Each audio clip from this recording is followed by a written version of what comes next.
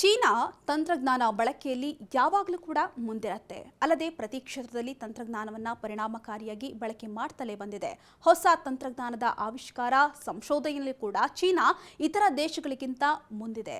ಸದ್ಯ ಭಾರತ ಸೇರಿದಂತೆ ಹಲವು ರಾಷ್ಟ್ರಗಳು 5G ನೆಟ್ವರ್ಕ್ ಸೇವೆಯನ್ನು ಆರಂಭಿಸಿದ್ದು ಹೈ ಸ್ಪೀಡ್ ಇಂಟರ್ನೆಟ್ ಅನ್ನು ಬಳಸ್ತಾ ಇವೆ.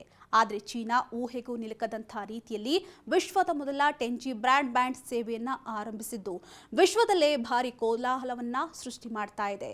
ಹೌದು, ಚೀನಾದ ಹೆಬೈ ಪ್ರಾಂತ್ಯದ ಕ್ಸಿಯಾಕನ್ ಸಿಟಿಯಲ್ಲಿ 10G ನೆಟ್ವರ್ಕ್ ಬ್ರಾಡ್ಬ್ಯಾಂಡ್ ಸೇವೆಯನ್ನು ಆರಂಭಿಸಿದೆ. ಈ 10G ನೆಟ್ವರ್ಕ್ ಚೀನಾ ಸರ್ಕಾರದ ಟೆಲಿಕಮ್ಯುನಿಕೇಷನ್ನ ಹುಬೈ ಮತ್ತು ಯುನಿಕಾಂ ಜಂಟಿಯಾಗಿ ಈ ಸೇವೆಯನ್ನು ಅಭಿವೃದ್ಧಿಪಡಿಸಿ ಲಾಂಚ್ ಮಾಡಿವೆ. ಸದ್ಯ 10G ಸೇವೆ ಊಹೆಗೂ ನಿಲುಕದಂತಹ ವೇಗದಲ್ಲಿ ಇಂಟರ್ನೆಟ್ ಸೇವೆಯನ್ನು ನೀಡಲಿದ್ದಂತೆ.